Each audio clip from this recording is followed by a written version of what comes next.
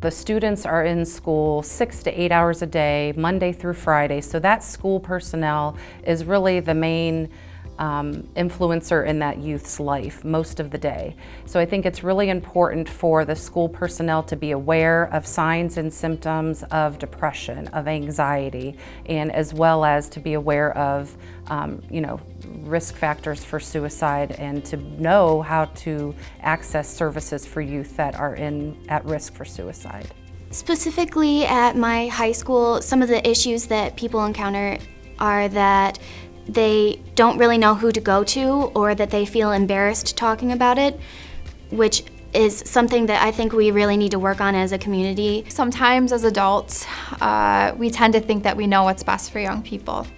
And hopefully with the expansion of the suicide prevention curriculums in many of our school districts in our county, we are hoping to get that youth voice, hear directly from them, hear how they are struggling, what the barriers are, and to empower them to become leaders in suicide prevention in our community.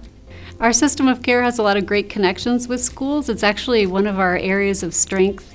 We have 19 school districts in our county, and we have a very small county. We've gone to schools and really met them where they are. Some schools want a lot of trainings and they want it now. Other schools are very thoughtful about rolling out one training at a time to not overwhelm the students or the teachers. There have been trainings held specifically within the high school to help kids know how to talk about suicide and how to help other kids as well. We have a whole set from the State Prevention Resource Center, the Suicide Prevention Resource Center from New York State, that talk about suicide in schools and really make pre-planning for the trainings that are needed, and also looking at the policies that are in place in schools. And we are now looking to other curriculums that we will be working directly with youth in school to, encourage them to talk about their mental health, to encourage them to talk about their feelings, as well as their strengths and how they can support each other